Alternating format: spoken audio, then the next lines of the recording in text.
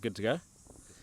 There's been plenty of big returns in times gone past. The return of the King, Lord of the Rings, return of Derek Rose, the return of the Jedi, but none bigger than the return of Aaron Cruden. Cruds, great to have you back, my old mate. How's it feeling being back in Chiefs country? Oh, Webby, thank you for that introduction, my friend. Mate, it's been awesome. Honestly has. Spent a couple of years away and probably missed the environment, missed the camaraderie. It's certainly a franchise that is very special, very unique, and even coming back, the boys have welcomed me in. But not only the boys, probably the fans, the community, everyone around Hamilton's come up, said hello, wished me well and the team well for the season, and just said that they're glad to see me running around in Chiefs colours again. Yeah, I think we're all pretty happy to have you back in Chiefs colours, my mate. Is there anything different that you've noticed since coming back? Obviously, you've been away for 2 or 3 years. Anything that's really sticking out that's different from the time you were here previously?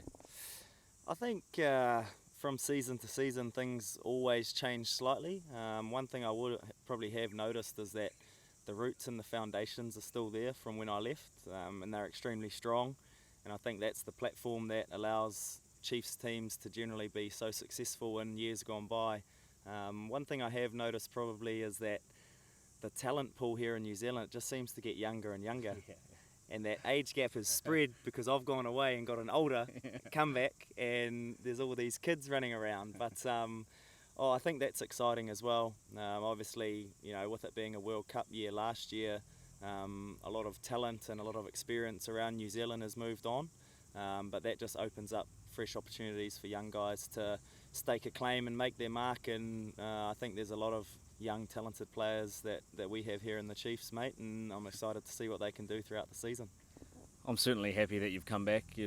I was the oldest guy in the back line up until you returned, so that's made me very happy. I'm no longer, you're even calling yourself the koro around here, so I'm really taking on that role really well. Saw Liam Messam hanging around here training the last couple of bit. We've nearly got the gang back together. But what's on everyone's lips at the moment is that drop kick from the weekend. You probably could have knocked that over with your third leg if you really needed to, but I did a little bit of research before this, Cruds, and I see you've done one drop kick for the All Blacks, and that was in the 2011 World Cup final. That was a bit tougher though. That was about 35-40 metres out. Was the European influence coming back from France that you've got this drop kick in your arsenal now? That's a great question. To an extent, probably, yeah. But also, I think for me in the weekend, and probably for our team, it was more around the game situation.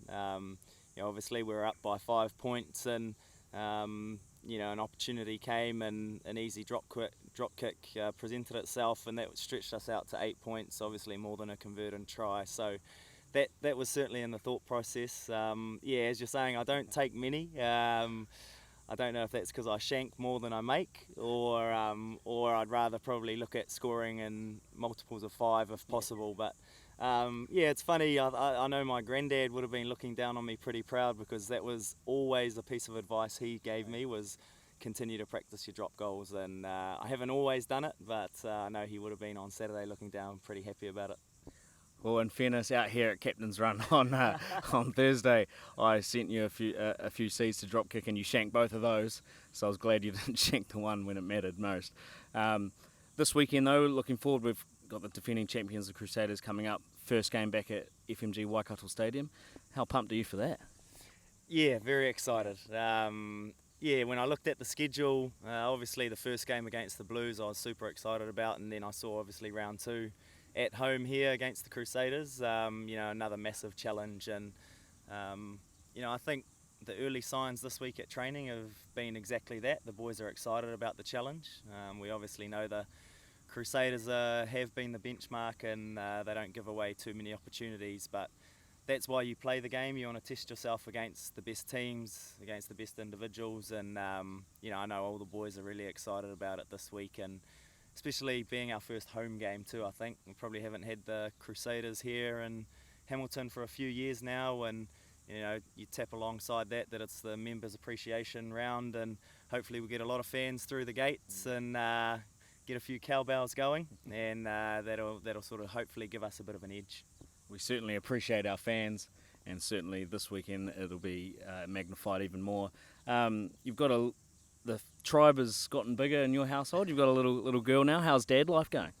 Dad life, absolutely love it. No, honestly do. Yeah, so she's 7 months now, and I must say, Grace, my wife, she's doing a hell of a job. She certainly makes it nice and easy for me to obviously put a lot of my time and effort into what I do here at training, but then go home and appreciate a little bit of downtime and a little bit of dad time as well, which is always nice. So there's been a few sleepless nights, but as soon as you wake up and you get a smile from your daughter, it makes it all go away, and you're not as tired as you were during the night. Yeah, I can only imagine. One piece of advice, mate: don't let Sean Stevenson babysit Amelia. I know he'll constantly be asking you to. I think he quite likes the idea, but she might not come back, so he can hardly look after himself, as you already know. We'll go through a few quick fire ones I've just come off the top of my head. Obviously coming back to New Zealand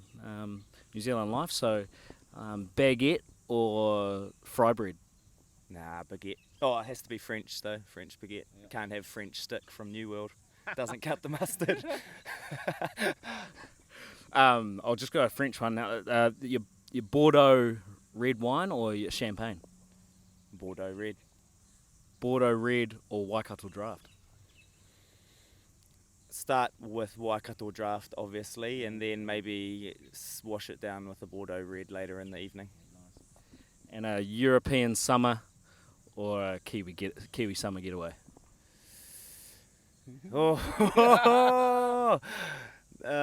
Really tough. Really tough. European summers are great, but Kiwi summers are hard to beat. Barbies, beach, family, beautiful. I hear you're looking for a place out in Raglan at the moment too, so if anyone's selling, get in touch with Aaron. All right, thanks for that, Cruds. Great to have you back, my mate. And look forward to seeing all the fans there at FMG Waikato Stadium to see us take on the Crusaders this week.